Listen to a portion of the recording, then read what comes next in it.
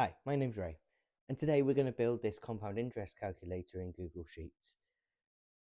We'll be able to use this calculator to look at how the amount of interest added each month increases as it is compounded together, and compare that to the value that would be put out if we were to use the formula.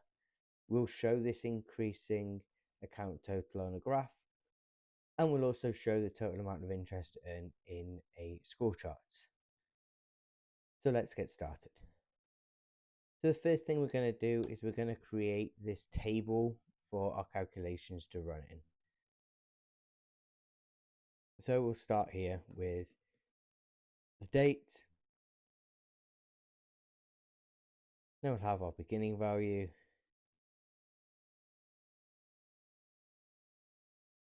The interest rate. The amount of interest added.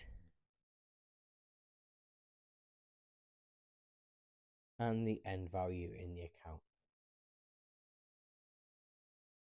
And then we'll put some values up here. So I'm just going to select these cells B2 through to C8. I'm just going to merge them horizontally. And we'll create a table here.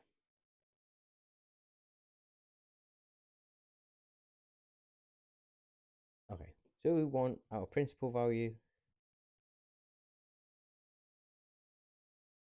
We want our start date. We want our interest rate. And this is our annual interest rate.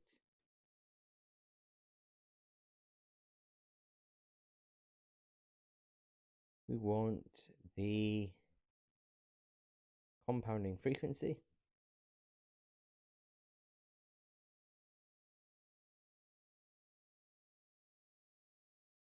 We want the number of years the interest compounds for. And we want the number of compounding periods.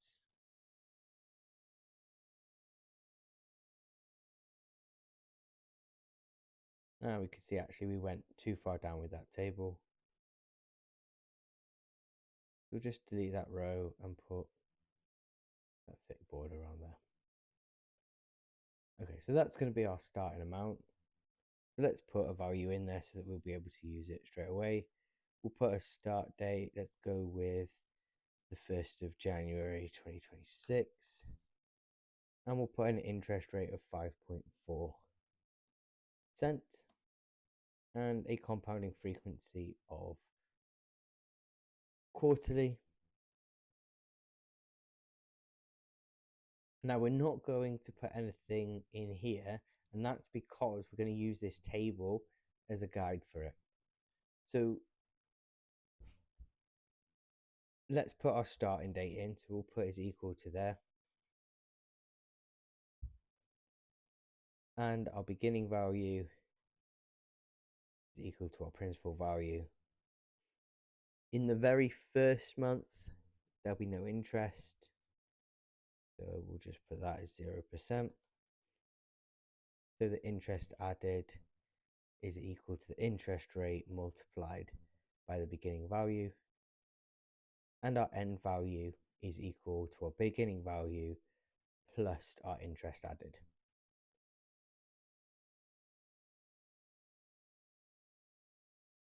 And then when we go down to the next row, so what we want to do here is have each of these rows be equal to one compounding period.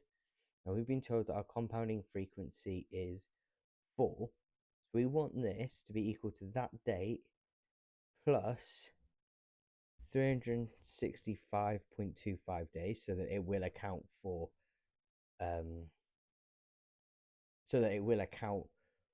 leap years, and we want that to be divided by the number of compounding periods in a year. And we'll hit enter there, and we can see it's taken us to the next quarter. And then I'm just going to drag that down. Ooh.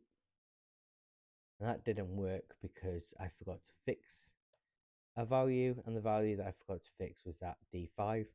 So I'm just going to hit F4 and create that as a locked value, as a fixed reference. And we can drag that down and we see we've got a few dates started. Okay, the beginning value of each compounding period is the end value of the previous one. So I can just put that is equal to that end value. And then our interest rate is equal to the annual interest rate. And again, I'm going to hit F4 just to keep that as a fixed reference, divided by the compounding frequency. And that's another fixed reference, so F4 there. And the interest added and the end value, there were formulas already, so I can drag these down and we can see it's calculated the amount of interest added in that period and added it onto there.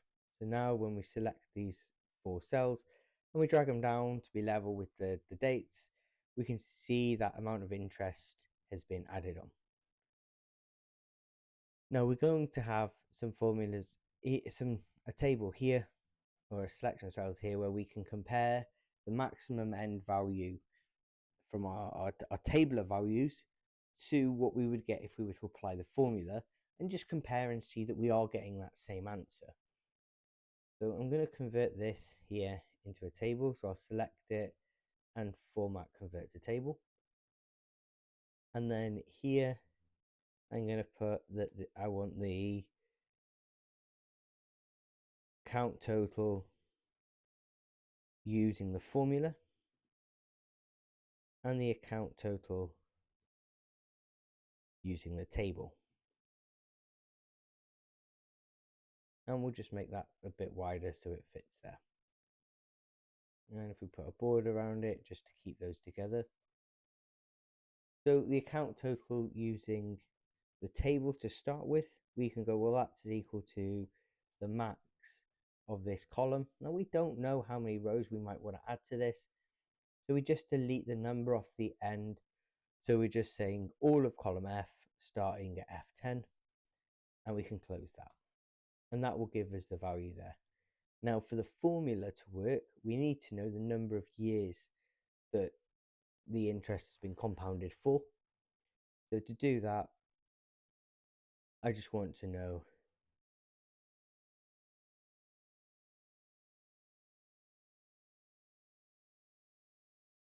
the number of compounding periods, so is equal to count A in here. And again, I'm going to delete those numbers off the end, so it'll go down to count however many cells or however many rows have got a value in them, and I can close that. And you can see it's saying there's 12. If we look here, we start on row 10, we go to 21, so there's 12 values in there. And that means that the number of years I can just say is equal to the number of compounding periods divided by the number of compounding periods in a year. And we can see that that's 3. So now I can go on here and I can type in our compound interest formula. So it's equal to the principal value times by 1 plus the interest rate divided by the compounding frequency, all raised to the power of the compounding frequency times by the number of years, and hit enter. Okay, and we can see why that we've got a mismatch here. And if we think about the reason why, it's because there wasn't any compounding here. The interest didn't actually start getting applied until this second row. So we just need to update this to be count A -1 because we've got that starting month where we're not actually counting a month's worth of interest. And we can see when we look here, it isn't a whole year, another year that's gone by. We would expect it to be talking about January if it had been a full year gone by. So we'll just put that -1. And now when we come back up, we get the amount we're expecting because we've calculated the number of months that interest has been applied for.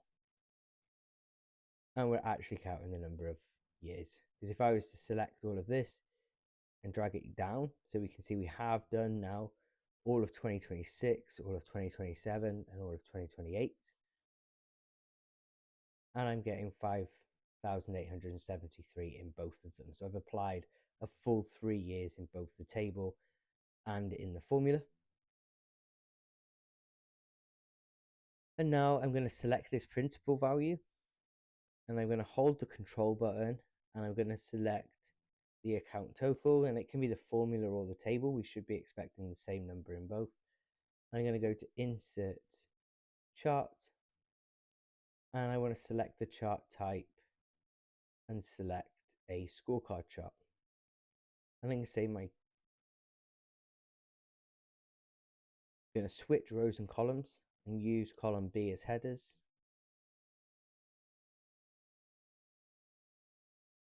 And we're going to combine those rows vertically. So our key value is our account total, and our baseline value is our principal value. Okay, and we'll just hit that aggregate work. So you can see here we've got this 5873, which is our account total. We can see we've got this positive indicator of 873, and that's actually the interest that has been earned on top of that principal amount. So let's make our scorecard chart tell us that. So we're going to go into our chart and we're going to put a title that says account total. And then we're going to go into our baseline value and say that this is interest. And I'm going to change that font color to green. And if we'll make this little chart a little bit smaller, in which case we'll need to make that text a bit smaller. And we'll just drag this chart over here. And we've got this here. Now we also want to select this table. And we're going to insert another chart.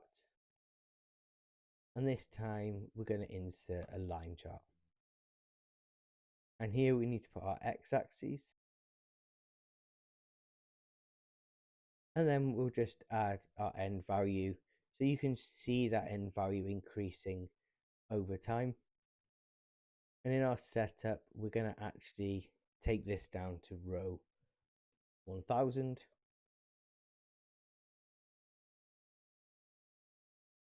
Actually, it's failing there. So if I scroll down, we'll see what is our maximum row number. And we only go to row 999. So I'm going to select that as our main one.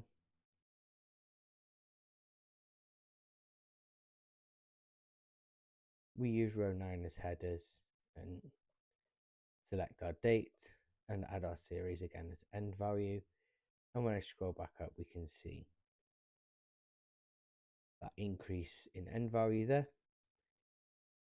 And if you look here, this line here for the 1st of July, we could just make the graph a little bit wider.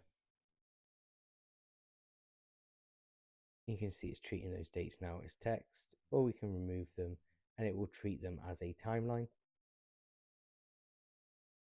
We could tell it if we wanted to, we could tell it the steps that we wanted it to take.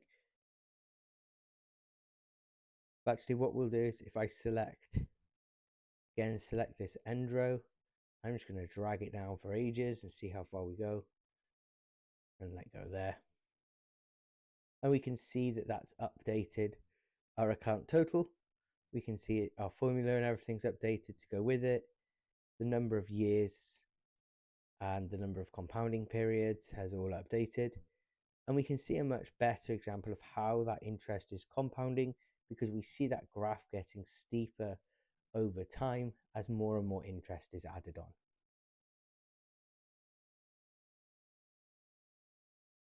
And that's it.